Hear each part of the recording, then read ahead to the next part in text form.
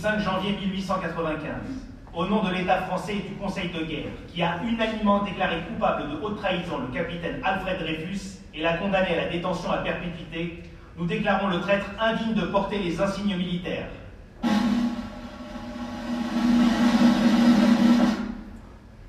L'humiliation eut lieu dans la grande cour de l'école militaire.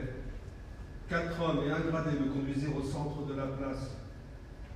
Un adjudant de la garde républicaine s'approcha de moi. Il arracha sans ménagement, boutons, galons, tous les insignes de mon grade. S'il avait pu m'arracher la peau, me broyer les os, je crois bien qu'il l'aurait fait, avec en plus le sentiment de rendre service à sa patrie. Puis l'adjudant prit mon sabre et le brisa avec un élan d'une rare détermination. Je vis tomber à mes pieds tous ces lambeaux d'honneur. On m'obligea ensuite, uniforme décousu, déchiré, à effectuer un tour entier de la cour, afin que le peuple que j'avais trahi puisse me cracher à la figure.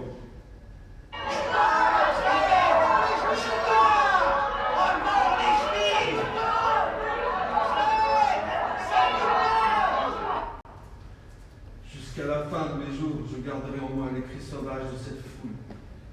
Pauvre foule aveugle, qu'on était en train de tromper tout autant que moi. C'était la première fois que j'avais l'occasion d'entendre des haines se rapprocher, se répondre, se confondre, se réchauffer les unes aux autres. Terrifiant! Il y avait là contre ces grilles, dans ces gorges tendues, non pas la haine contre un traître à sa patrie, ce que j'aurais finalement compris, puisqu'on présentait à la foule un homme condamné pour trahison. Non, toutes les haines mélangées. Mon nom, mes fréquentations, ma famille, mes origines, ma religion. Hélas, pourquoi ne peut-on pas ouvrir avec un scalpel le cœur des gens et y lire? Tous les braves gens qui me voyaient passer y auraient lu gravé en lettres d'or: cet homme est un homme d'honneur. En quelques secondes, ma vie tomba sur le pavé de cette cour et ne devait jamais se relever vraiment. La voiture cellulaire qui m'amenait au dépôt passa par le pont là-bas. Je revis les fenêtres de l'appartement où venait de s'écouler de si douces gelées. Je laissai tout mon bonheur. L'angoisse fut atroce. Après la terrible épreuve que mon mari avait affrontée, avec un grand courage, je me suis réfugiée avec les enfants chez mes parents, rue de Châteaudun. Mon beau-frère, Mathieu, et sa femme Suzanne, arrivés d'Alsace dès qu'ils avaient appris l'inculpation d'Alfred, venaient souvent nous rendre visite. Suzanne surtout restait des heures auprès de moi et partageait mes tourments. C'est toute notre famille qui est considérée comme des pestiférés. Le vide s'est fait autour de nous. Un silence de mort plane sur nous. Nous ne sommes plus des êtres comme les autres. Notre concierge et notre domestique sont payés par la police pour nous surveiller. Et tout notre courrier est ouvert. J'ai même appris que d'autres familles portant le nom de Dreyfus avaient obtenu le droit de changer de nom. Comme si notre nom même portait la marque de la famille. Mais je reçois beaucoup de lettres pourtant. Mais regarde, ce sont des lettres anonymes ou signées de noms inconnus. La plupart sont visiblement écrites par des escrocs qui nous font des propositions extraordinaires dans l'espoir de nous soutirer de l'argent. Et regarde celle-ci, elle est jolie. Il y a un bouquet de violettes. Celle-ci, oui. C'est une dame anglaise qui m'a envoyée. Les violettes sont l'emblème de l'innocence. Elle m'a prié de la remettre à Alfred. Tout le monde ne le croit pas coupable. Tu as appris que le directeur de la prison du Cherche-Midi et celle de la santé où il a été détenu ont affirmé publiquement que le capitaine Dreyfus était innocent et que son attitude courageuse et déterminée ne pouvait pas être celui d'un coupable. Je l'ai appris, oui. Et cela me fait du bien. Et aussi l'attitude de quelques intimes qui continuent à nous apporter des paroles consolatrices. Mais je vois bien qu'ils considèrent l'affaire définitivement classée. Lucie, fais confiance à Mathieu. Il s'est fixé pour seul but d'entreprendre sans se lasser jamais une campagne de propagande dans tous les milieux où il peut pénétrer et y faire des recrues et leur demander d'agir avec tous nos amis dans tous les milieux et enfin chercher le coupable.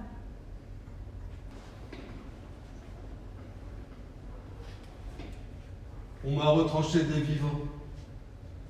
Me voici à présent à l'île du Diable, avec pour seul compagnon le bruit des vagues. Il paraît que dans les îles du Salut, il y a des lépreux. Eh bien, je suis traité exactement comme tel un pestiféré. On m'épie, on me surveille, jusqu'à ma façon de respirer, jusqu'à mon sommeil, en espérant, je ne sais quelle fourberie de ma part, je ne sais quelle révélation. Dimanche 14 avril 1895. Je commence aujourd'hui le journal de ma triste et épouvantable vie. Après une traversée de 15 jours dans une cage, alors que je suis innocent, et un mois de réclusion dans un centre de détention des îles du Salut, on me transfère à l'île du Diable. La nuit, on me met dans une cabane de 4 mètres sur 4. Impossible de dormir. J'entends le bruit des vagues par la lucarne.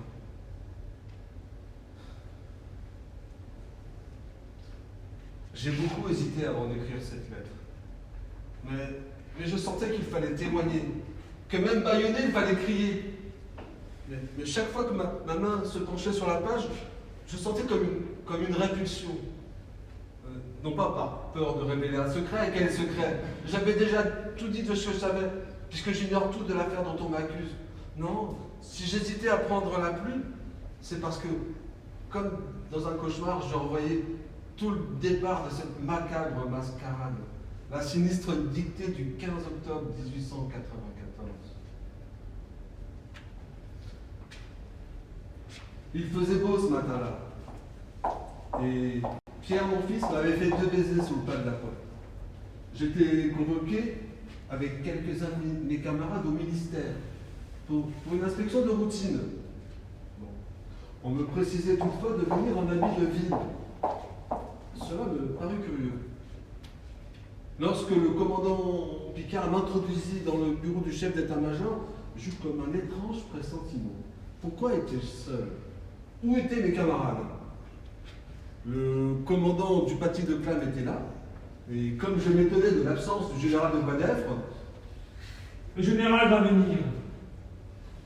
En attendant, comme j'ai une lettre à écrire que je me suis blessé à la main, voulez-vous l'écrire pour moi? il me regardait de biais. Le piège avait été soigneusement préparé. Le bureau, le buvard, l'encrier. J'aurais dû me méfier. J'aurais dû comprendre le stratagème mis en place pour me confondre. Soupçonner le machiavélisme de la situation. Mais j'étais trop respectueux de l'armée, trop soucieux d'obéir à l'ordre d'un supérieur. Oui, naturellement. Le commandant du paty de Clam commença alors à me dicter un texte auquel je ne compris pas grand-chose. Mais je m'appliquais du mieux possible. Vous tremblez? Non, je ne tremble pas. Pourquoi tremblerais-je? J'ai peut-être les doigts un peu engourdis à cause du froid, mais je ne tremble pas. Et je me mis à redoubler d'attention sur mon écriture, ce qui paraît d'excéder au plus haut point. Une note sur les freins hydrauliques.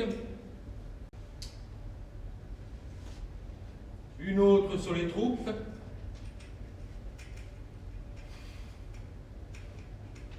Faites attention, c'est grave. Grave. Là encore, le mot aurait dû m'alerter. Mais comment aurais-je pu imaginer une seule seconde de l'infamie qui se tramait sous mes doigts? Au nom de la loi, je vous arrête pour crime de haute trahison. Article 76 du Code pénal. Quiconque aura pratiqué des machinations ou entretenu des intelligences avec les puissances étrangères sera puni de la réclusion criminelle et de déportation à vie. Mais je suis innocent. Prenez mes clés, ouvrez tout chez moi, vous ne trouverez rien. Je suis innocent. Donnez-moi au moins la preuve de l'infamie que j'aurais commise. Les preuves sont accablantes.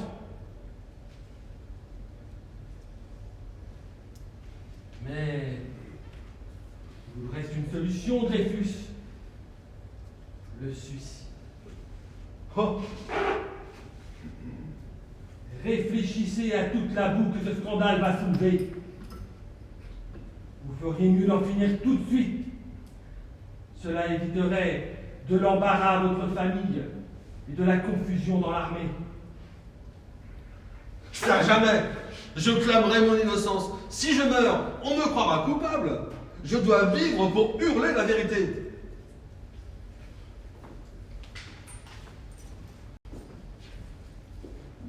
Mais je savais que l'étau venait de se refermer sur moi.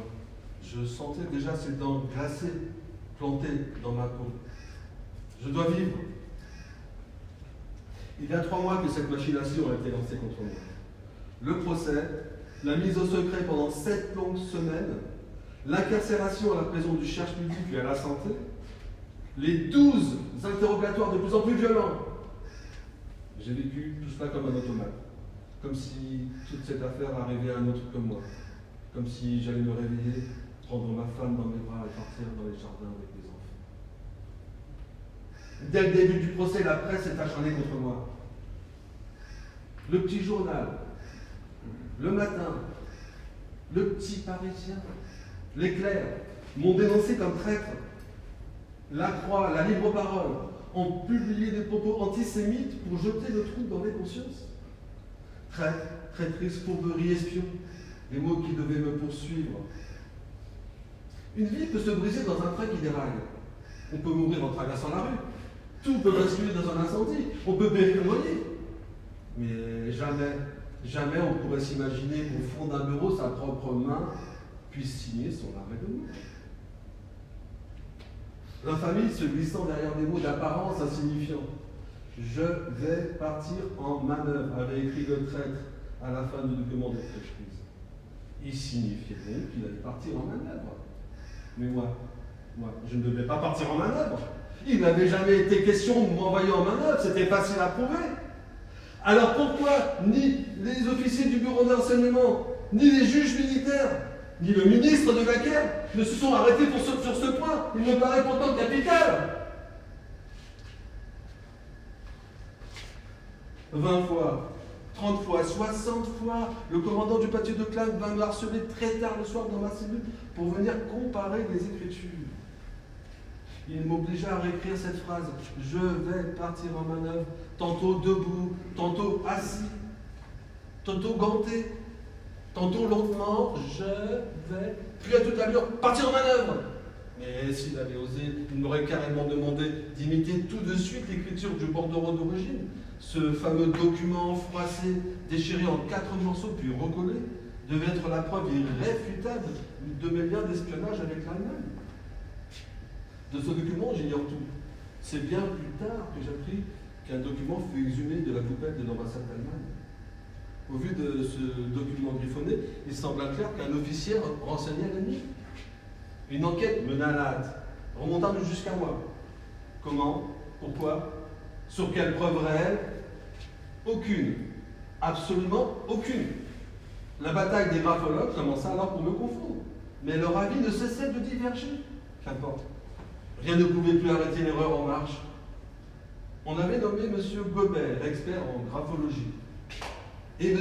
Bertillon, qui n'était même pas, mais qui jouissait d'une grande popularité parce que ce monsieur avait mis en avant l'importance des empreintes digitales. Eh bien, ces 2 experts émirent 2 avis radicalement différents, mais personne ne s'en émut. Puis on avait nommé M. Charavet, Tessonnière et Pelletier pour trancher. Brave M. Pelletier, qui lui, tout de suite conclut à mon innocence, mais que personne n'écouta. Le féroce Bertillon s'acharne contre moi. Lorsqu'on lui fait remarquer qu'il y a tout de même des dissemblances entre l'écriture du traître et la mienne, il ne désarme pas et affirme que j'ai volontairement déguisé mon écriture. Dans une écriture à double S, j'ai pour habitude d'écrire un S long d'abord, puis un S petit ensuite. Eh bien, dans le bordereau, c'est le contraire. Idem pour les déliés, que je mets toujours au commencement des mots. Dans le bordereau, les déliés sont à la fin. Justement, triomphe Bertillon, le traître cherche à nous égarer. C'est flagrant. Flagrant? Mais qu'est-ce qui est flagrant dans toute cette affaire? Si ce n'est un acharnement inhumain, un esprit de meute? Le 15 octobre, le commandant du patio de Clam se présenta chez moi et m'annonça l'arrestation de mon mari, en m'interdisant d'en parler à personne. Votre mari est un lâche, un misérable. Il fréquente assidûment les cercles de jeu. Il y fait des dettes si importantes que vous seriez ruiné si votre père ne nous avait pas réglé en secret pour vous épargner et pour sauver l'honneur de votre famille. Mais le cercle des suspects se réduit de plus en plus. Il ne reste qu'un seul nom au centre de ce cercle, celui de votre mari. Il a fouillé tout notre appartement sans rien trouver.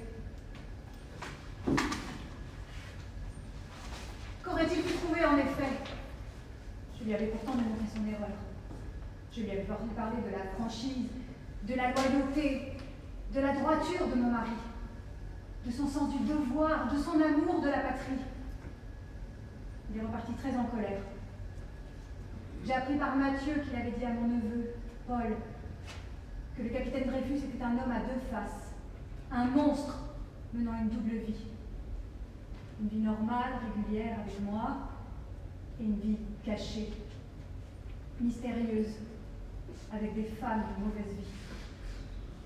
Mon neveu était revenu bouleversé de cette entrevue.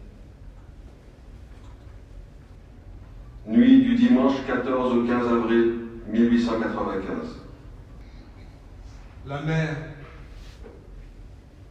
que j'entends gronder sous ma lucarne produit toujours sur moi sa fascination étrange. Elle berce mes pensées comme jadis, mais aujourd'hui, elles sont bien tristes et sombres. Elle évoque en moi des souvenirs heureux des moments passés avec ma femme, mes enfants.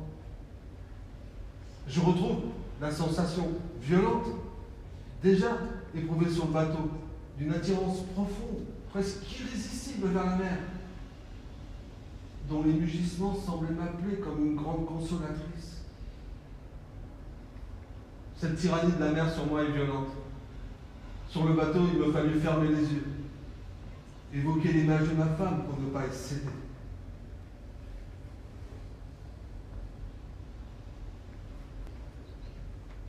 Samedi 20 avril. Dire que dans notre siècle, dans un pays comme la France, imbu des idées de justice et de vérité, il puisse se passer des faits semblables.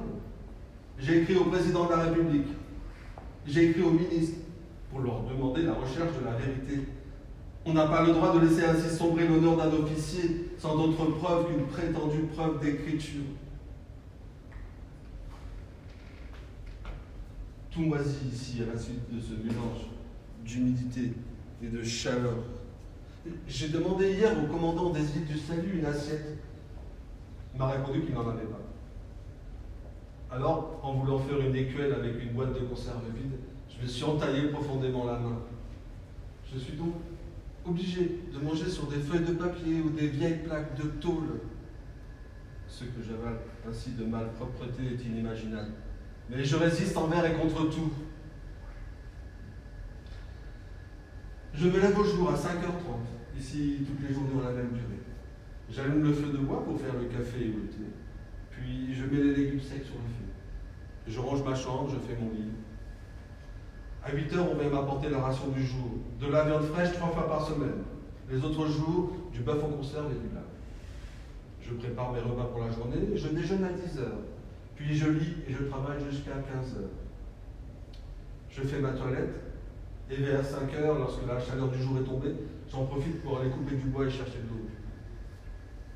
Parfois, j'ai de la chance de tomber sur des petites tomates que d'anciens forçats ont plantées et qui sont revenues à l'état sauvage et qui améliorent mon ordinaire. Je reviens laver mon linge et à 6h, je mange froid le reste de mon déjeuner. Puis on vient m'enfermer pour la nuit. Il n'y a pas assez de lumière pour travailler longtemps. J'en suis donc réduit à aller me coucher. Et l'affreux drame dont je suis victime revient m'obséder jusqu'au matin. Je viens d'essayer de dormir, mais après quelques minutes, je me réveille avec une fièvre ardente. Et il en est ainsi toutes les nuits depuis 6 mois. 4 mai. Quelle longue journée, en tête à tête avec moi-même, sans nouvelles des miens. À chaque instant, je me demande ce qu'ils font, où en sont les recherches. La dernière lettre date du 18 février, et nous sommes en mai.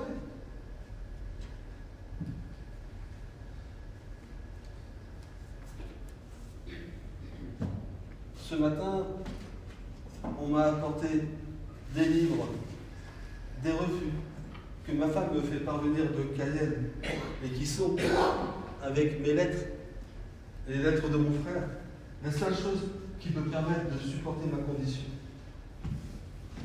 Je viens de recevoir des œuvres de Maupassant, de Baudelaire, de Shakespeare, la revue des Deux Mondes. Il me reste encore le plaisir de lire, d'écrire, de traduire Shakespeare. La tempête. Et m'imaginer un instant avec le bruit des vagues que j'étais Prospero sur son île. Mais hélas, je ne suis pas magicien comme lui. Mes livres sont dans un piteux état. Les bêtes y élisent domicile, les rongent, y déposent l'anse. Il y a même des araignées crabes dont la morsure est vénéneuse, et je ne vous parle pas des souris qui me disputent les restes des repas. Jeudi 16 mai. Fièvre continuelle depuis hier, suivie de congestion cérébrale. J'ai fait demander le médecin. Vendredi 17 mai. Le médecin est venu hier soir. Il m'a ordonné 12 boîtes de lait condensé, du bicarbonate de soude. Enfin, je vais pouvoir boire du lait. Je n'ai pas mangé depuis 4 jours. Dimanche 19 mai. Et il m'a ordonné aussi de la quinine. Et c'est grâce à ça que aujourd'hui je vais mieux. Mercredi 10 juillet. Les vexations recommencent de plus belle. Je n'ai plus le droit d'aller m'asseoir derrière ma case face à la mer. Seul endroit à l'ombre et au feu. On me prive de café. Et je n'ai plus le droit à de la viande fraîche que 2 fois par semaine. Heureusement, il me reste encore les vivres en conserve que ma femme me fait parvenir de Cayenne. 21 juillet. Pluie torrentielle depuis hier. Fièvre continuelle. Envie de vomir continuellement.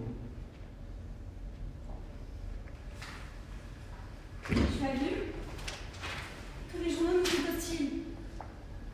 Oui, ils ont peur. Il nous est impossible de faire passer la moindre ligne de protestation contre les infamies que l'on répand sur Alfred. Mathieu est allé voir le colonel Sander. Il est alsacien lui aussi. Il l'a convaincu de son innocence, mais n'a rien obtenu. Il lui a déclaré que mon frère soit condamné ou acquitté, je consacrerai toute ma vie, toute notre fortune à découvrir la vérité. Et tu connais la détermination de Mathieu quand il veut quelque chose. Je ne peux plus rester ici. J'ai écrit au ministre des colonies pour lui demander l'autorisation de rejoindre mon mari, comme la loi me l'autorise. Et tes enfants, tu ne peux pas les emmener là-bas. Le climat est trop malsain. Je les laisserai à mes parents. L'exil sera moins difficile à supporter à eux. 29 septembre 1895. Violente palpitation du cœur ce matin. J'étouffe. La machine lutte. Mais combien de temps durera-t-elle encore? 5 octobre. J'écris au président de la République quand on jette une bouteille à lait, en osant à peine espérer qu'elle arrive intacte jusqu'à bon port. Monsieur le président de la République, accusé et condamné sur les preuves d'écriture pour le crime le plus infâme qu'un soldat puisse commettre, j'ai déclaré et déclare encore ne pas avoir écrit la lettre qu'on m'impute. Depuis 1 an, je lutte contre la fatalité. Je demande, je supplie qu'on fasse la lumière pleine et entière sur cette machination dont ma famille et moi-même sommes les malheureuses et épouvantables victimes. 3 décembre. Journée lugubre, pluies incessantes. Le cerveau se rompt, le cœur se brise. Très souvent me revient à l'esprit cette exclamation de Schopenhauer. Si Dieu a créé le monde, je ne voudrais pas être Dieu.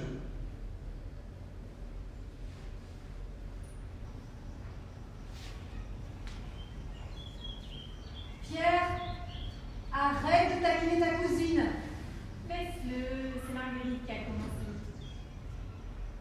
En juillet 1895, Mathieu et Suzanne nous ont rejoints à Saint-Cloud, où je me suis installée avec les enfants. Nous retrouvons un peu de calme, les enfants jouent dans le jardin. Mais les jours, les heures nous paraissent interminables. La hantise, l'obsession, mon mari a eu du diable ne nous quitte jamais. Les semaines succèdent aux semaines, les mois aux mois, sans que nous ayons trouvé une indication, le fil conducteur qui nous permette de découvrir l'auteur de cette trahison. Et je n'ai toujours pas reçu l'autorisation de rejoindre mon mari. Pourquoi, alors que toutes les familles de déportés obtiennent ce droit? Imagine ce qu'il doit souffrir là-bas. J'ai lu dans le Figaro que Gaston Calmet dénonce les conditions déplorables qui lui sont faites.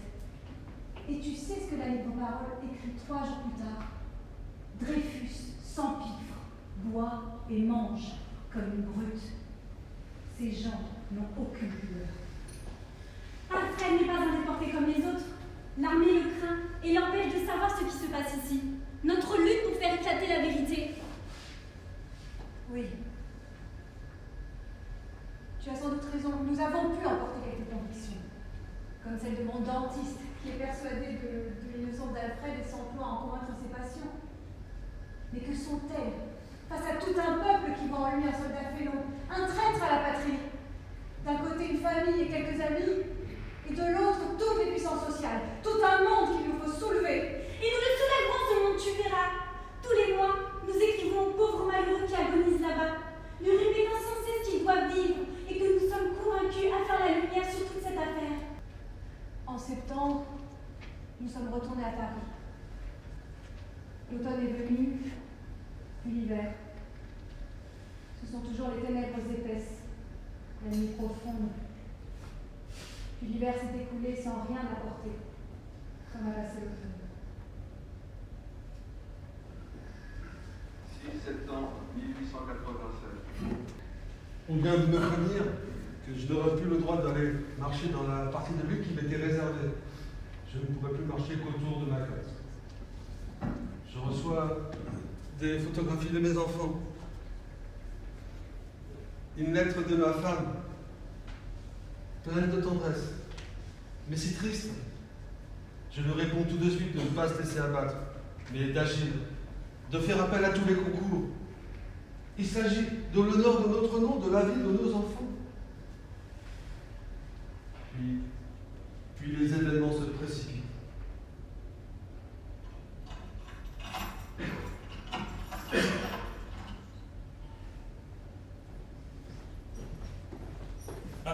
Que se passe-t-il? Que faites-vous? Je ne comprends pas. Depuis que je suis ici, j'ai toujours respecté les consignes qui m'étaient données. Mesure de sécurité. Votre frère a fait courir le bruit qu'il parviendra à nous faire échapper. Désormais, les consignes de sécurité sont renforcées. De sécurité? Alors que je suis gardé nuit et jour comme une bête fauve par un homme armé d'un fusil et d'un revolver. Et maintenant, on m'enchaîne pour la nuit? Non, il faut dire les choses comme elles sont. Cette mise au fer est une mesure de haine. Pour atténuer la morsure des fers, je dois envelopper mes chevilles avec des chiffons. Elles ne sont plus que des plaies. Je dois les penser tous les matins. Le supplice se renforce. Ma case était entourée d'une palissade de 2,50 m de haut, de sorte que je n'ai plus ni air ni lumière. Eh bien, il vient de construire une deuxième palissade. Je suis comme un muret vivant, alors que je suis innocent. Octobre 1887. L'étau se resserre encore davantage. Le ministre de Cayenne prend des dispositions pour ma mort.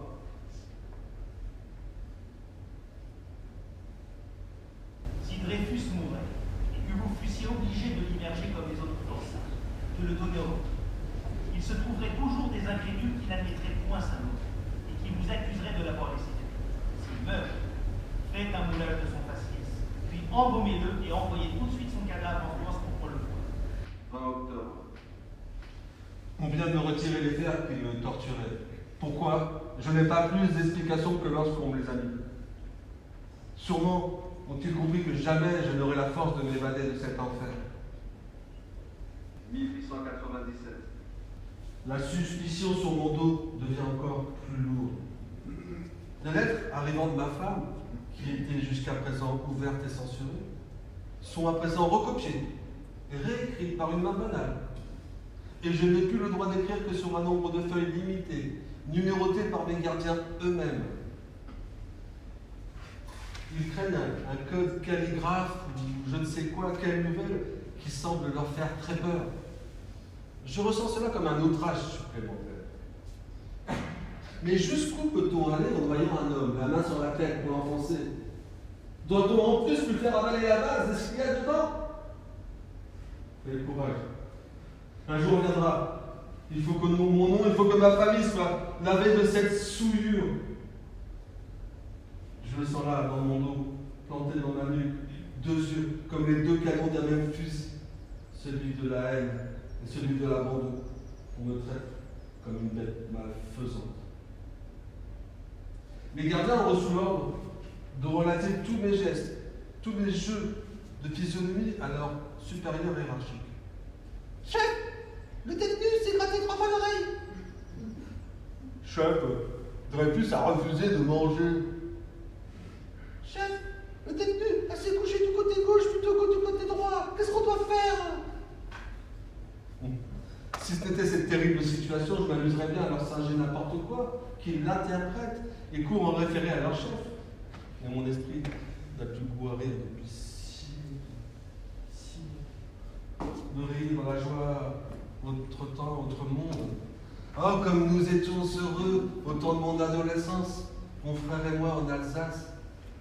Que de rêves je faisais sur l'armée, que d'espoir j'avais mis en elle. Enfin, le vrai coupable est démasqué. Le colonel Picard a retrouvé un télégramme de l'attaché militaire de l'ambassade d'Allemagne adressé au commandant Esterhazy, prouvant que celui-ci travaille au secret pour l'Allemagne. Dreyfus, C'est un homme couvert de dettes liées par le jeu des femmes. et qui cherche à obtenir de l'argent par tous les moyens. Picard a fait comparer le télégramme avec l'écriture d'Alfred. Ça n'a rien à voir. Même Bertillon en a convenu. Mais son antisémitisme l'empêche de le faire savoir publiquement. Pour lui, Dreyfus doit rester coupable. Mathieu est allé voir le ministre de la Guerre pour dénoncer Esterhazy et il a fait placarder dans tout Paris des affiches comparant l'écriture du bandereau à celle d'Esterhazy. Il a fait distribuer des affichettes dans les grands boulevards et il a même demandé à Bernard Lazare lui-même de choisir 12 experts internationaux de grand renom comparant l'écriture du bordereau à celle d'Esterhazy. Et tous sont unanimes. L'écriture du bordereau ne peut être attribuée à Alfred Dreyfus. Enfin, la vérité va éclater publiquement. C'est une première victoire. Mais la lutte sera encore longue, nous le savons. Et enfin, de grands intellectuels partagent notre cause, comme Zola, qui écrit dans le Figaro. Quel drame poignant et quel personnage superbe! Devant ces documents que la vie nous apporte, mon cœur de romancier bondit d'une admiration passionnée. Je ne connais rien d'une psychologie plus haute. Le capitaine Dreyfus est condamné par un conseil de guerre. Voilà l'âme noire, l'abominable figure, la honte de l'armée, le bandit qui vend ses frères comme Judas a trahi Dieu. Et comme il est juif, c'est bien simple.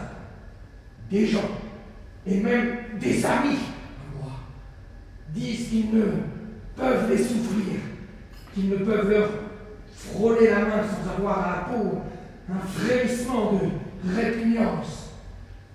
C'est l'horreur physique, la répulsion de race à race, du blanc pour le noir, du rouge pour le jaune.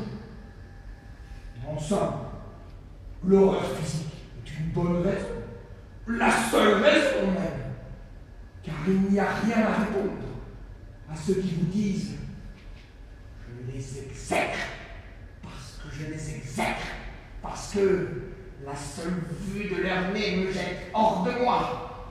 Parce que ma chair entière se révolte de les sentir si différents et contraires.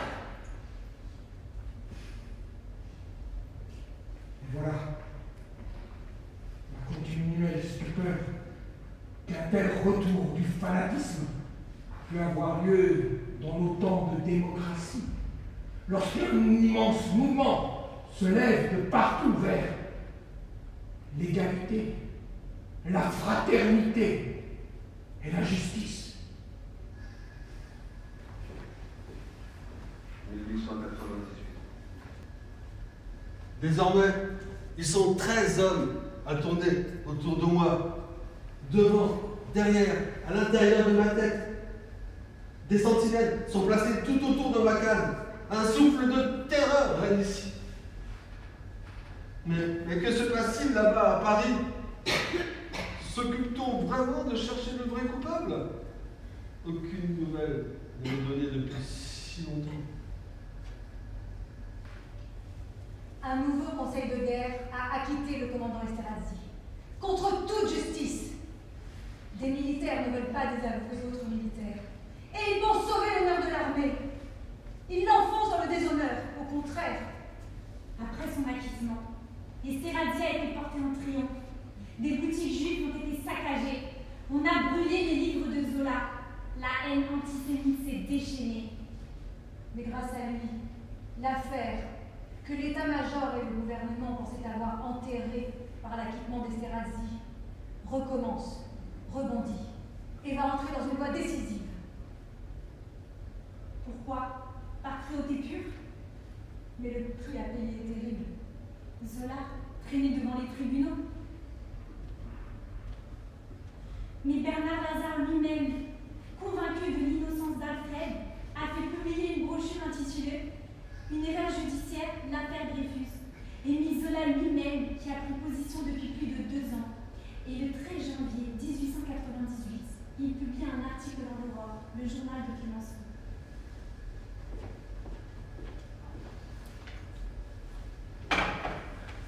Puisqu'ils ont osé, j'oserai aussi. La vérité, moi, je la dirai, car j'ai promis de la dire si la justice régulièrement saisie ne la faisait pas, pleine et entière. Mon devoir est de parler, je ne peux pas me taire. Mes nuits seraient alors hantées par le spectre de l'innocence qui expire là-bas dans la plus effroyable des tortures, un crime qu'il n'a pas commis.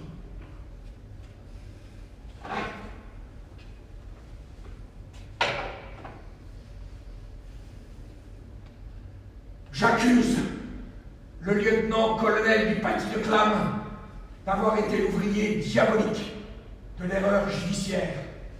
J'accuse le général Mercier de s'être rendu complice d'une des plus grandes iniquités du siècle. J'accuse le général Billot d'avoir eu entre les mains les preuves de l'innocence de Dreyfus et de les avoir écartées, se rendant ainsi complice du crime de lèse-humanité et de lèse-justice. J'accuse le général de Boisdef et le général Gonge du même crime. J'accuse le général de Pellieu et le commandant Ravary d'avoir mené une enquête scélérate. J'accuse 3 experts en écriture d'avoir fait des rapports mensongers. J'accuse les bureaux de la guerre d'avoir mené dans la presse une campagne abominable afin d'égarer l'opinion, de couvrir leur faute. J'accuse enfin le premier conseil d'avoir condamné un homme sur une preuve restée secrète, et j'accuse le second conseil d'avoir à son tour couvert cette illégalité en commettant le crime juridique d'acquitter sciemment un coupable. Je n'ai qu'une passion, celle de la lumière, au nom de l'humanité qui a tant souffert et qui a droit au bonheur. Ma protestation enflammée n'est que le cri de mon âme. Qu'on ose donc le traduire en cour d'assises, et que l'enquête ait lieu au grand jour. Qu'on ose donc le traduire en cour d'assises. J'attends. Ils ont osé. Zola insulter, montrer du doigt, huer, oublier tous ces beaux écrits. On le traîne dans la boue parce qu'il a osé nous accorder sa confiance. Il paie de sa notoriété son refus de l'acheter.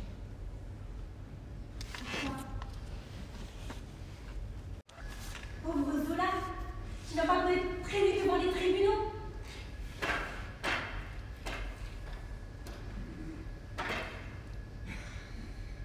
Regardez-moi, messieurs du jury. Ai-je une mine de vendu, de menteur, de traître? Et pourquoi donc, agirais-je? Je n'ai derrière moi ni ambition politique, ni passion de sectaire. Je ne suis qu'un libre écrivain qui a donné toute sa vie à son œuvre et qui demain rentrera dans le rang et reprendra sa besogne interrompue. Mais qu'ils sont bêtes, ceux qui m'appellent l'Italien, moi qui suis né d'une mère française, élevé par des grands-parents bosserons des paysans de cette forte terre. Moi, qui ai perdu mon père à 7 ans, et qui ne suis allé en Italie qu'à 54 ans, et pour documenter un livre. Ce qui ne m'empêche pas d'être fier que mon père soit de Venise, la cité resplendissante, dont la gloire ancienne chante encore dans toutes les mémoires. Et même si je n'étais pas français, est-ce que les 40 volumes de langue française que j'ai jetés par millions d'exemplaires dans le monde entier ne feraient pas de moi un Français utile à la gloire de la France?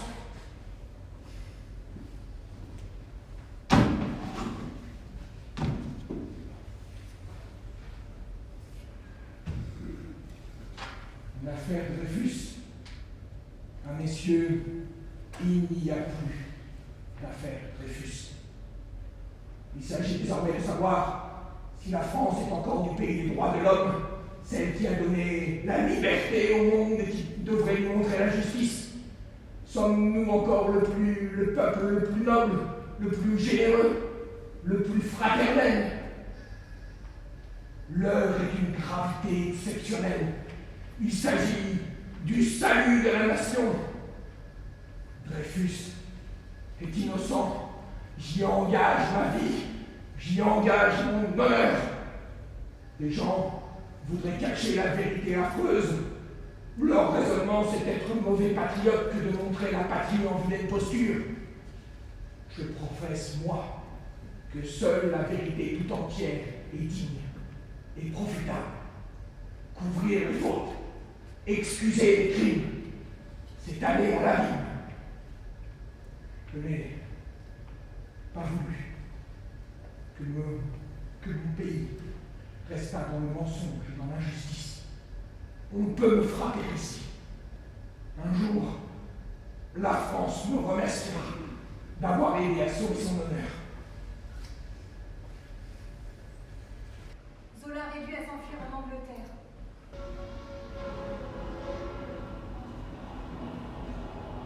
Le 18 juillet restera pour moi la date affreuse, celle où j'ai saigné tout mon sang. C'est le 18 juillet qu'obéissant des nécessités de tactique, écoutant les frères d'armes qui menaient avec moi le même combat pour l'honneur de la France, que j'ai dû m'arracher à tout ce que j'aimais, à toutes mes habitudes de cœur et d'esprit. Et depuis tant de mois qu'on me menace, qu'on m'abreuve d'injures, ce brusque départ est le plus cruel sacrifice qu'on ait exigé de moi, ma suprême immolation à la cause. Les âmes basses et sottes qui vont s'imaginer, qui vont répéter que je fuis la prison, feront preuve d'autant de vilainie que d'inintelligence. La prison, et je n'ai jamais rien demandé de la prison. Et je serai prêt encore à m'y rendre si nécessaire. La condamnation de Zola a été accueillie par la foule dans le palais de justice, avec des hurlements d'enthousiasme, des cris de joie primitifs, à Paris, en dehors et en province, avec une grande satisfaction. Il n'est question que de jeter à l'eau les Juifs, ou mieux de les retirer. Les criminels de l'état-major triomphent. Mais une lézarde qu'il n'avait pas imprévu se montre dans leurs œuvres. Le doute gagne beaucoup de bons esprits. Des hommes de science, des hommes de lettres, des artistes. Et l'opinion publique se persuade désormais que le dossier secret qui a fait condamner mon mari est un faux. Nous avons décidé de déposer une demande d'annulation du procès de 1894. Depuis près de 4 ans que dure son effroyable martyre, mon mari n'a cessé un jour, une heure, de plaider de son innocence. Il est prouvé clairement désormais que le dossier qui a fait condamner mon mari est un faux. Les officiers qui ont condamné mon mari ne l'auraient pas condamné si l'accusé avait pu discuter les documents qui étaient secrètement avancés contre lui, qui ne le concernaient en rien, et dans la plupart peut-être sont des faux. Je surprends parfois des conversations de mes gardiens. Il me semble que quelque chose est bougé là-bas. On parle de moi dans les journaux. Mais je ne peux en savoir plus. Tout mon courrier est censuré. De temps en temps, tout de même, des petits mots de mes chers enfants m'aident à redresser la tête. Quand on voudrait que je baisse ma garde. Quand on me pousse à faire mettre pied à terre à mes révoltes.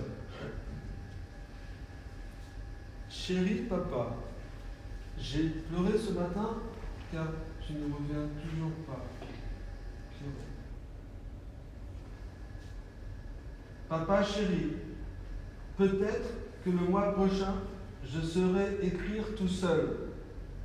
Maman m'apprend. Ton voyage est bien long. Mon voyage. Chéri papa, je veux que tu reviennes bientôt. Ta petite Jeanne. Bientôt. Bientôt. Mais depuis combien de temps suis-je là en fait? Avec la lucarne obstruée et les dates arrachées sur mes lettres, j'ai fini par perdre toute notion. Mais tu as raison Pierrot. Ce curieux voyage est bien trop long. Mais je peux jurer qu'un jour mes enfants sauront marcher tête haute.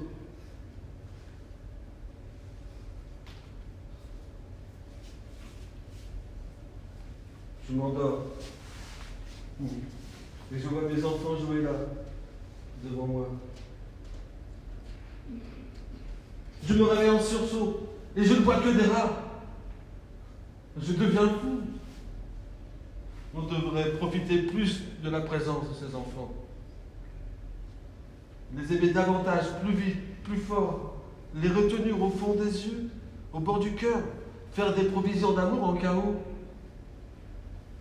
Et puis, il y eut cette lettre de Lucie, comme un jet de lumière dans toute cette noirceur.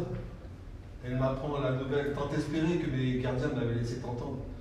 Je ne pouvais y croire vraiment, mais un surveillant m'en apporte la confirmation. Le gouverneur, commandant supérieur des îles du Salut, informe le déporté Dreyfus que la chambre criminelle de la Cour de cassation a déclaré recevable la demande de révision du jugement.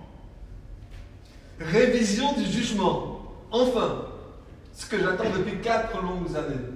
Je crois bien que j'ai hurlé malgré mes forces terriblement diminuées.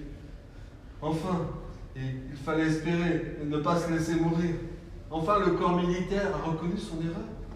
Enfin, il va s'excuser, il va réparer. Enfin, dans ma joie innocente, je range consciencieusement ma case, mes livres moisis, mes écuelles éventrées, comme si j'allais revenir. J'éteins même ma bougie par souci d'économie, vieux réflexe paternel. Je donne aussi quelques livres à mes gardiens, les moins abîmés, en leur disant adieu. Adieu. Je dis aussi adieu aux vagues qui ont tellement hanté mes jours et mes nuits. J'en viens à me dire qu'elles m'ont peut-être bercé. Je n'en veux à personne, je suis prêt à tout pardonner, aux vagues, aux gardiens, aux navires, aux rats, aux navires si avares de nouvelles. Je demande l'autorisation de porter toutes mes lettres, même celles qui avaient été amputées, recopiées, censurées. Les lettres, avec ma femme et mon frère, m'ont tellement sauvé de la folie. C'est un peu de la chair qui est là. De mon histoire, je ne sais absolument rien. J'en suis resté à 1894, au procès en bordereau, unique pièce du procès. Aux pièces secrètes, à la raison d'État. J'ai toute confiance en la loyauté du général de Boisdeffre et en la justice de mon pays, envers et contre tout. Retranché du monde des vivants, des pensants, des agissants, j'ai vécu dans la complète ténèbre pendant près de 5 ans, avec seulement au ventre le farouche espoir que tout finirait par s'éclaircir. Et enfin, la vérité approche. 28 novembre 1890. Il me faut encore patienter avant de quitter Lucas pour la France. Mais mon sort s'adoucit. Je suis maintenant considéré comme un simple prisonnier. J'ai droit au régime alimentaire des officiers. Il me semble enfin revivre. J'ai droit aussi à sortir de 7h à 11h le matin et de 2h à 5h l'après-midi dans l'enceinte du camp retranché. L'enceinte en pierre sèche qui entoure la caserne des surveillants, située à côté de la case. Une sorte de couloir en plein soleil. Mais je revois la mer que je n'ai pas revue depuis près de 2 ans. Je revois la maigre verdure des îles. Mes yeux peuvent se poser sur autre chose que les 4 murs de la case. La dernière étape de son calvaire, du nôtre. Voilà ce que je pensais alors, car j'étais pleine de confiance. Après les enquêtes faites par la chambre criminelle et par les chambres réunies de la Cour de cassation, après l'arrêt de révision, après tout le flot de lumière porté sur le procès de 1894 et sur les parjures, les faux, les mensonges de l'état-major, il me paraissait impossible qu'un nouveau conseil de guerre condamne mon mari une seconde fois. Comment justifier une seconde condamnation? Le dossier secret ne contenait que des pièces suspectes et des pièces qui ne s'appliquaient pas à lui. 6 juin 1899.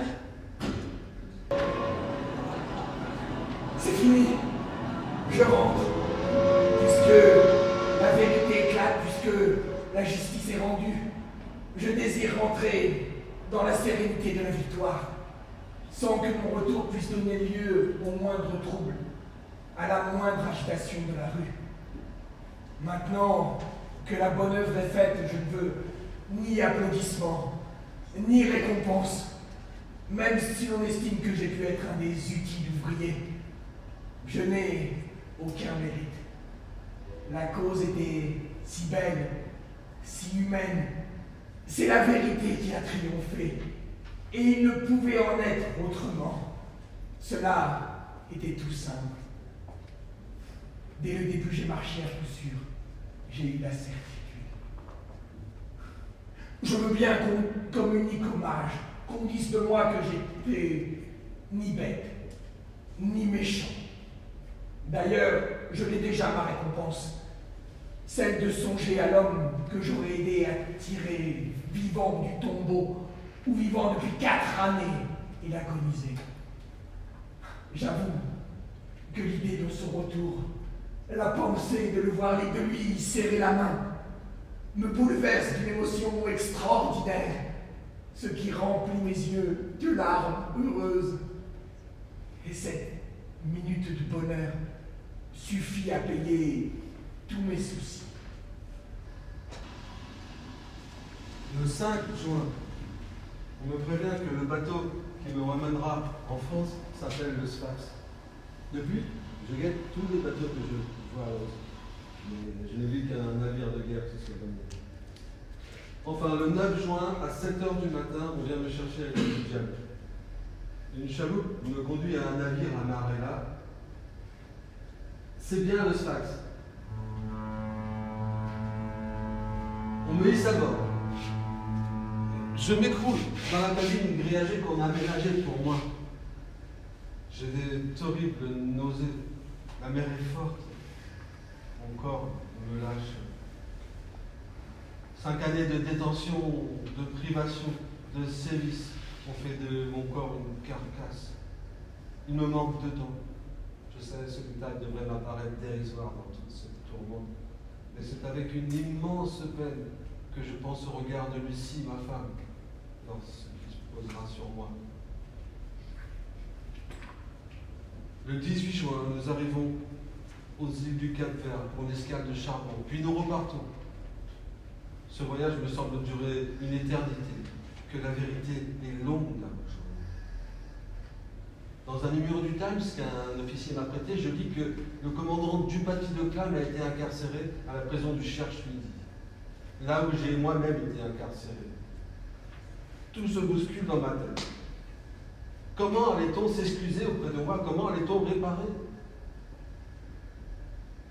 Enfin, le 30 juin, nous arrivons au large des côtes françaises.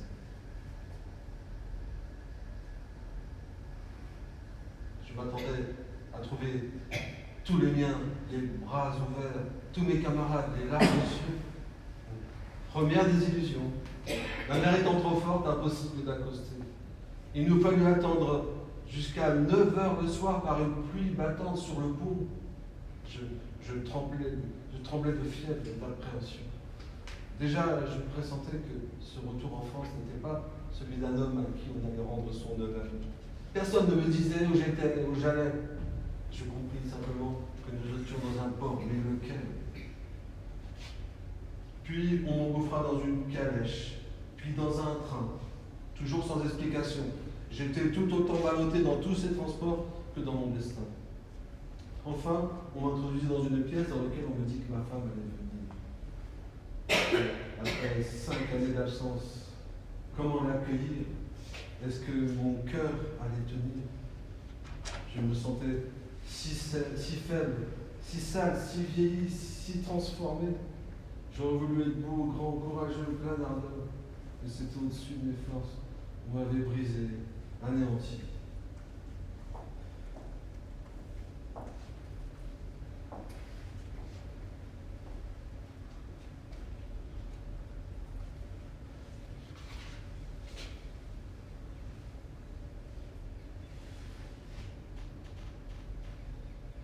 Je n'ai jamais été un grand orateur, tu sais.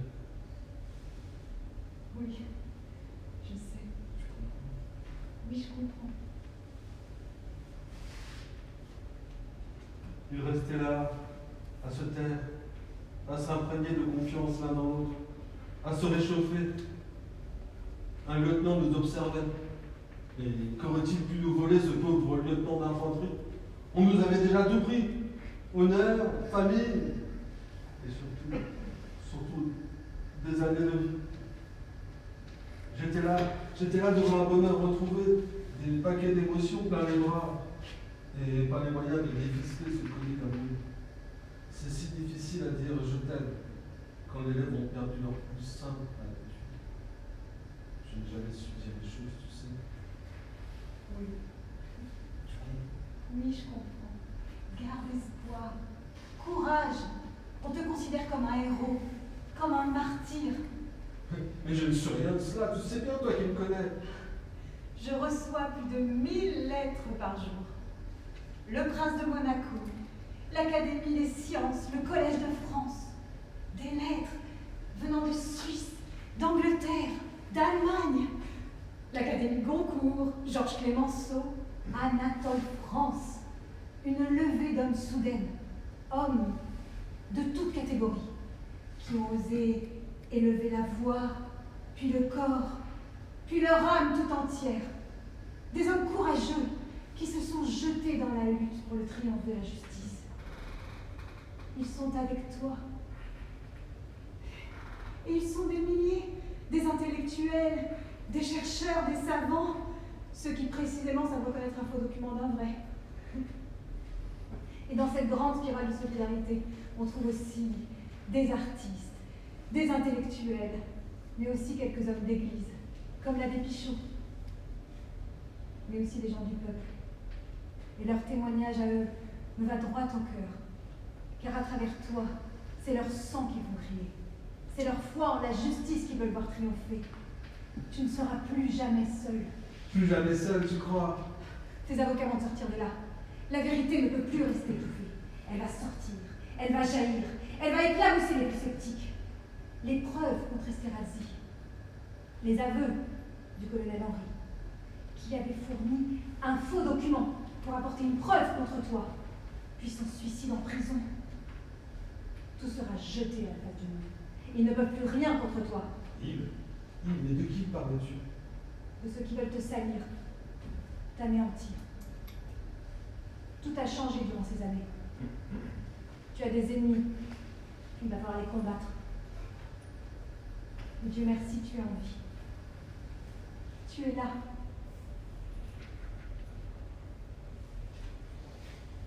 Oui, monsieur. Pauvre Lucie. Je n'ai pas osé lui dire ce qu'il m'avait fallu de courage pour rester vivant. Et ce courage, à quel point il a fallu chercher dans chaque parcelle de mon âme, dans chaque recoin de mon corps. Non, je n'ai pas osé lui dire. Il y a des douleurs qui ne se partagent pas. Le silence est parfois l'ultime preuve d'amour. Non, je n'ai pas osé lui raconter à quel point mes bourreaux avaient misé sur les tortures et les climats pour se débarrasser de cette innocence gênante.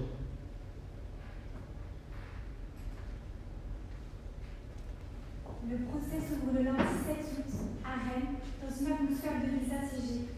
Toutes les rues alentours sont gardées par des troupes à cheval ou à pied. Des gendarmes qui galopent, des officiers, le sabre à la main. Les journalistes ont envoyé leurs meilleurs collaborateurs, Barrès, Prévost, Jaurès.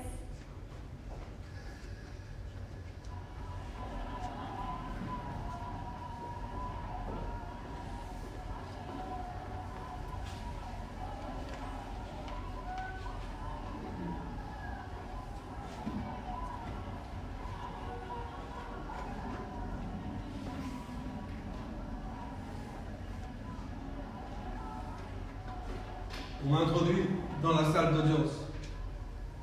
La foule est debout, muette, avide, cherchant à épier sur mon visage décharné la moindre faille, le moindre frémissement, comme si le bagne avait forcément laissé là, sur mon front, sur mes joues, la marque de ses dents.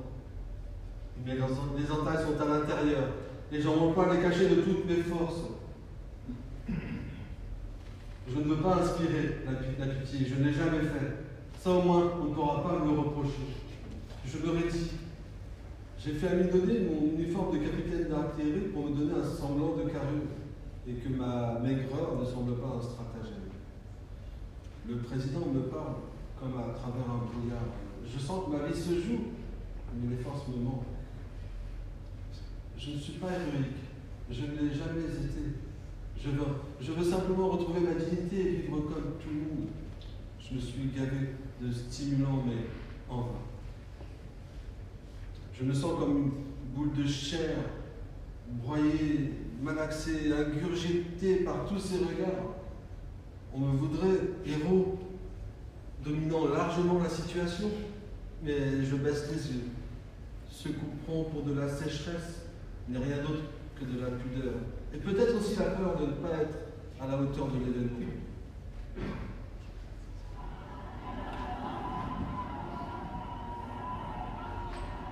Nous avons bien assisté à des monstruosités, mais l'inévitable progression a suivi son cours. Le procès de Rennes s'épanouit au sommet, comme la fleur abominable de tous les fumiers entassés. Une bande de témoins organisant les débats, se concertant chaque soir pour le louche guet-apens du lendemain, requérant à coups de mensonges au lieu et place du ministère public, terrorisant et inquiétant leurs contradicteurs par l'insolence de leurs galons et de leurs panaches, un tribunal en proie à l'invasion des chefs et souffrant visiblement de les voir en criminelle posture, obéissant à toute une mentalité spéciale qu'il faudrait longuement démonter pour juger les juges. Un ministère public repoussant les limites de l'imbécilité et laissant aux historiens de demain un réquisitoire dont le néant stupide et meurtrier sera l'éternelle stupeur d'une telle cruauté sénile et têtue qu'elle apparaît inconsciente, née d'un animal humain inclassé encore. Une défense qu'on fait s'asseoir chaque fois qu'elle devient gênante et à laquelle on refuse d'apporter la preuve définitive lorsqu'elle demande les seuls témoins qui savent.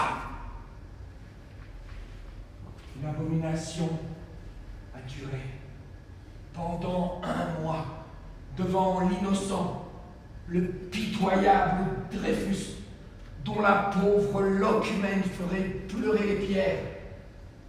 Et ses anciens camarades sont venus lui donner le coup de pied encore, et ses anciens chefs sont venus l'écraser de leur grade pour s'éviter eux-mêmes le bagne.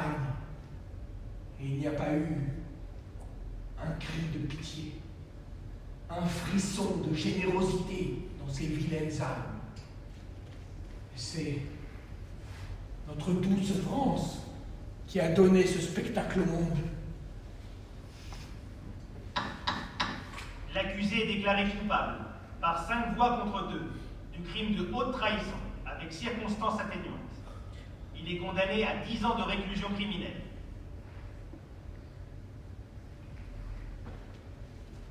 Je suis dans l'épouvante. Et ce n'est plus la colère, l'indignation vengeresse, le besoin de crier le crime et d'en demander le châtiment au nom de la vérité et de la justice. Nous nous étions imaginés que le procès de Rennes était le 5e acte de la terrible tragédie que nous vivions depuis bientôt 4 ans. Le procès de Rennes ne sera décidément que le 4e acte. Et grand Dieu, quel sera donc le 5e? De quelle douleur et de quelle souffrance sera-t-il fait cet acte? À quelle explication suprême va-t-il jeter la nation? Car il est bien évident que l'innocent ne peut pas être condamné 2 fois, et qu'un tel dénouement éteindrait le soleil et soulèverait les peuples.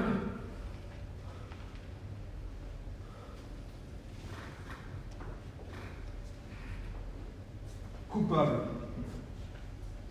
Coupable avec circonstances atténuantes. Bah voyons, il n'y a jamais de circonstances atténuantes pour un crime de haute trahison. Tout le monde sait ça. Voilà qui prouve bien que la justice trébuche sur elle-même, qu'elle s'empêtre dans ses propres contradictions. Mais quelles circonstances atténuantes peut-on trouver pour le crime d'un traître? Ce procès a été mené contre toute règle du droit. 70 témoins à charge pour l'accusation, 20 témoins pour la défense, et eux, souvent, battus de silence. Dès le lendemain de ma condamnation, je demandais un pourvoi en cassation.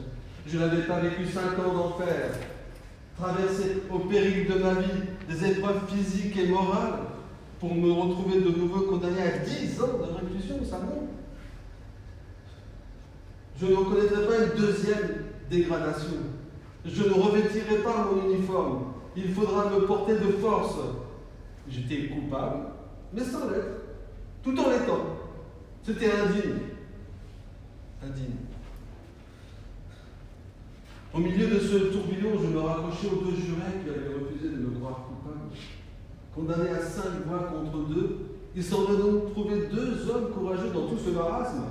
2 officiers qui avaient refusé de suivre l'autorité de tout un état-major, qui avaient résisté certainement aux pressions qu'on avait exercées sur eux. Alors on peut aussi, au sein de l'armée, rêver la démocratie. Alors peut-être que tout est possible. C'est à eux que je dois penser désormais.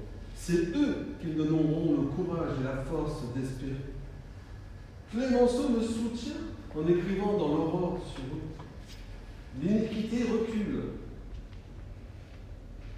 La première fois, l'unanimité des juges avait condamné Dreyfus.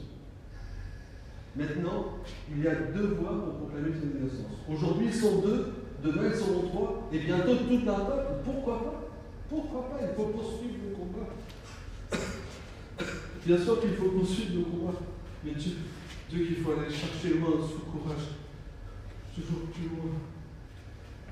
2 jours plus tard, Mathieu, mon cher frère, vient m'annoncer que je pouvais bénéficier de la grâce présidentielle. La grâce? Oui, j'ai reçu une lettre du nouveau président Émile Loubet. Il t'a toujours cru innocent. L'Assemblée est d'accord. La grâce te sera accordée si tu acceptes de retirer ta demande de pourvoi en cassation. J'ai eu l'impression terrible qu'un mur s'effondrait sur moi. Cette grâce, était-ce un dernier marchandage que l'on m'offrait pour mieux me perdre? Car enfin, cette grâce ne manquerait pas de jeter le trou à tout jamais dans cette affaire. Car enfin, il s'agit d'être clair. Ou je suis coupable, et cette grâce est inespérée, ou je suis innocent, il me faudrait me révolter contre cette proposition, résister. Mais voyons, je ne veux pas être gracié, je veux être innocenté, ce n'est pas la même chose. Je dois exiger que ce procès soit révisé à nouveau, que je sorte blanchi à jamais sans aucune ombre possible. Je ne pourrai vivre dignement tant que le doute subsistera dans les consciences. Je te comprends, mais regarde ton état de santé, tu sens bien que tu ne peux pas te lancer dans un nouveau combat. Mais enfin, ce n'est pas juste, je suis innocent. Je le sais, mais regarde ce qu'ils ont fait de toi. Tu es usé. Ne t'obstine pas à te battre. Accepte la grâce, Alfred, je t'en prie. Il avait malheureusement raison. Vous avez brisé en moi l'énergie nécessaire à me combattre. J'étais tellement amer. Et mon frère prévenant qui scrutait mon visage, Mathieu qui attendait ma réponse. Pense aussi à ta femme, à tes enfants, à tous les défenseurs de ta cause. Depuis 5 ans, la France s'étripe. Dreyfusard, anti-Dreyfusard. Tu es devenu un adjectif. Au sein d'une même famille, on s'empoigne en ton nom. Et tu n'es pas sans ignorer que toute la communauté juive a les yeux braqués sur nous, sur ton destin. Alors pour eux, pour nous qui t'aimons, tu n'as pas le droit, tu n'as pas les moyens de refuser cette perche que l'on te tend. Accepte la grâce, Alfred, je t'en prie, et tout sera classé. Par lassitude, par tristesse, par tendresse aussi pour mon frère, et par respect pour tous ceux qui l'avaient soutenu, je consentis résigné à accepter cette grâce. Mais nous devons continuer la lutte, nous battre pour la justice demain, aussi âprement qu'hier. Il nous faut la réhabilitation de l'innocent, non pour le réhabiliter lui-même, lui qui a tant de gloire, mais pour réhabiliter la France aux yeux des nations, le jour où elle cassera l'arrêt félon. Tel doit être notre combat de chaque jour. Un grand pays ne peut pas vivre sans justice. Le jour de ma libération, je fis paraître une note pour traduire mon invincible volonté de persévérer dans la lumière. Le gouvernement de la République me rend ma liberté. Elle n'est rien pour moi sans mon honneur. Dès aujourd'hui, je vais poursuivre la réparation de cette effroyable erreur dont je suis victime. Je veux que la France entière sache que je suis innocent.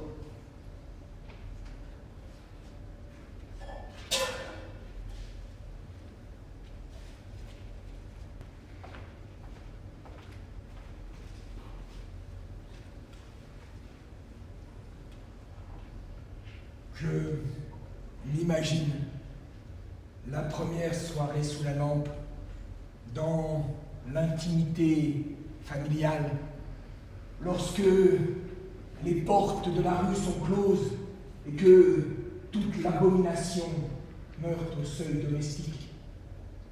Les 2 enfants sont là, le père est là, il l'embrasse.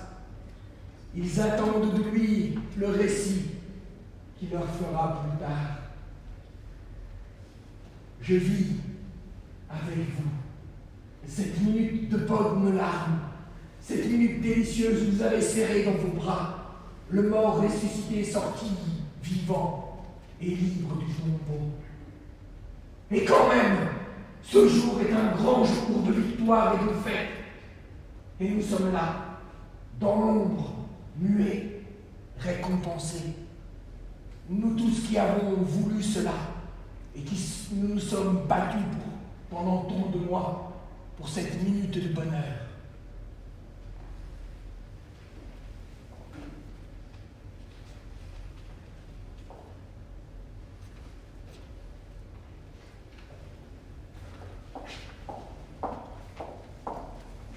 1900, l'Assemblée nationale vote une loi d'amnistie générale.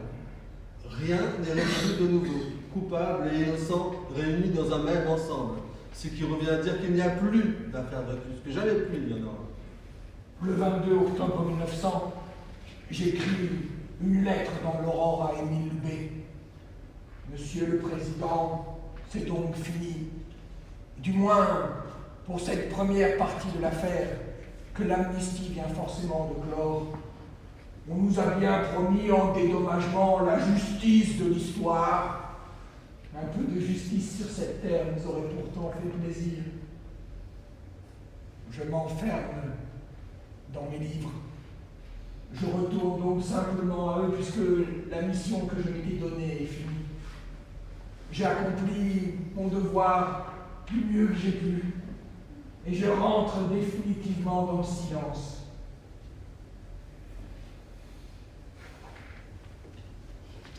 En 1903, Jean Jaurès fait un splendide discours à la Chambre des députés. Lui qui, dès 1898, avait clamé par la force de la vérité, nous vaincrons. Lui, l'obstiné, le généreux de la justice, avait demandé qu'on réouvre mon dossier. Cette affaire n'en finit plus d'être classée, déclassée, fermée, réouverte, comme une plaie qu'on chercherait désespérément à faire cicatriser, mais qui se réouvrait sans cesse. Une plaie béante pour l'éternité. Enfin, le 12 juillet 1906, après une longue instruction, la Cour de cassation proclame mon innocence en annulant le jugement de la Cour de Rennes. Nous avons assisté, Mathieu, Lucie et moi, à la séance à la Cour de cassation qui a proclamé l'innocence d'Alfred. Le procureur de la République a fêté avec beaucoup d'énergie du Paty-de-Clam et Mercier. C'est un passionné. En parlant du crime de Mercier, il frappait sur son pupitre en disant que sa place était au bagne. Cela faisait du bien à entendre. Il faisait épouvantablement chaud. Et il y a un monde fou depuis que le procureur a commencé son réquisitoire. Il démontre clairement qu'il y a lieu de classer sans renvoi, car il n'y a aucune charge à juger contre Alfred, puisqu'il est innocent et qu'Esterhazy, le coupable, a été acquitté. Après l'annonce de l'abolition du jugement de Rennes, nos parents, nos amis se sont précipités chez nous. Nous avons dressé une table de 24 couverts pour toute notre famille et nos proches. Une avalanche de fleurs nous est arrivée. J'ai conduit les journalistes. Alfred était tous à ses amis. On s'est embrassé, on a pleuré. Cette fois, c'est fini. Après m'avoir rétabli dans mon grade de capitaine, on décide de décerner la croix de la Légion d'honneur. On m'annonce que la cérémonie aura lieu dans la grande cour de l'école militaire. Exactement là où, 12 ans plus tôt, avait eu lieu l'atroce parade de la dégradation. Non, je ne voulais pas revivre cette cérémonie du souvenir. Je demande donc humblement que cette Légion d'honneur me soit remise dans la petite cour avec un nombre très restreint.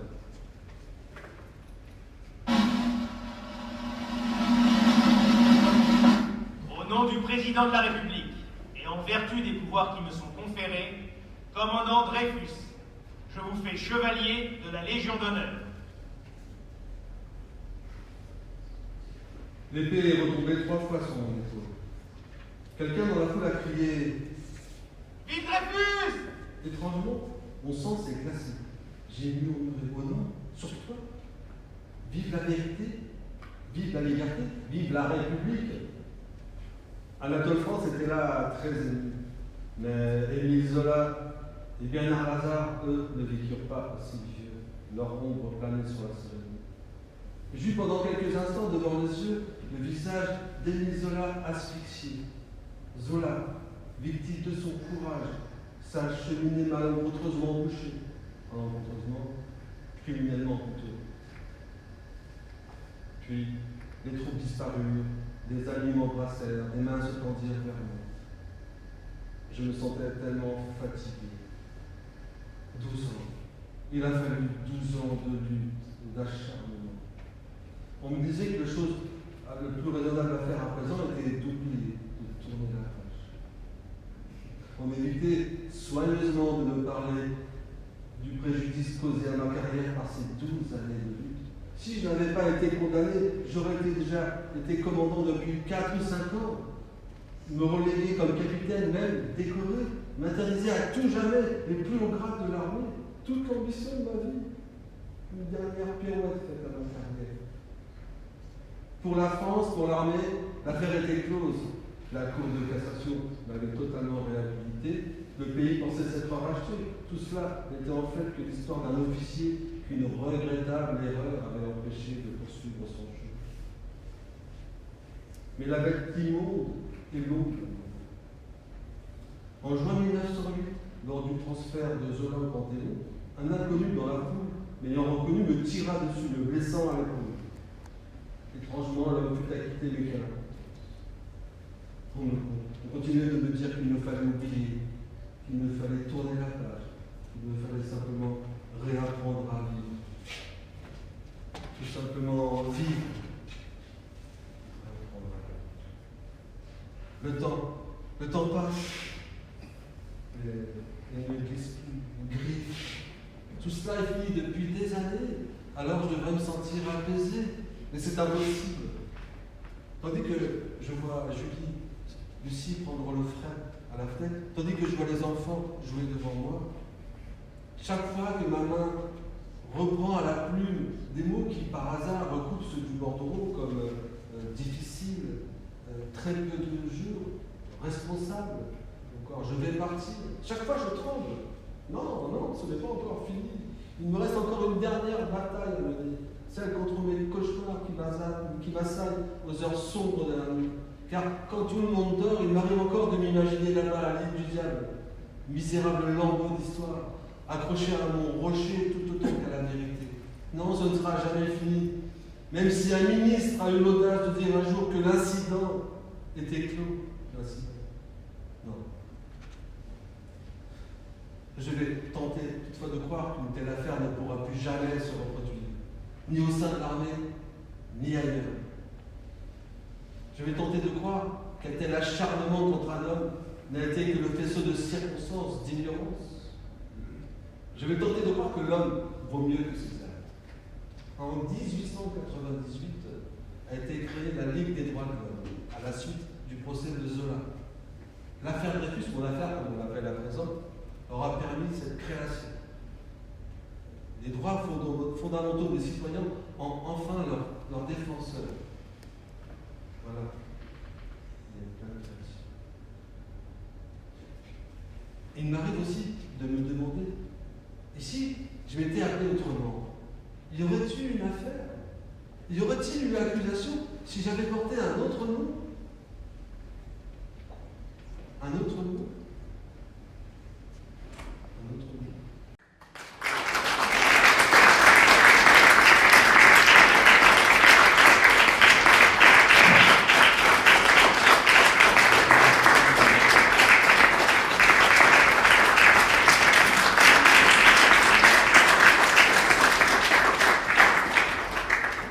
Alfred Dreyfus, qui avait pris sa retraite en 1907, s'engagea à nouveau dans l'armée et fit la guerre de 14-18, comme Émile, le fils de Mathieu, mort pour la France en 1915. Alfred Dreyfus mourut en 1935. Il fut témoin de l'arrivée d'Hitler en 1933. Lucie lui survécut jusqu'en 1945. Elle avait pu échapper aux persécutions nazies, cachée dans un couvent de Valence, sous le nom de Madame Dutel. Jean-Pierre Dreyfus, petit-fils de Mathieu, sous-lieutenant dans l'armée de la France, libre et mort pour la France en 1942. Et Madeleine, la fille de Jeanne, elle aussi entrée dans la résistance, fut déportée et mourut à 25 ans du typhus à Auschwitz.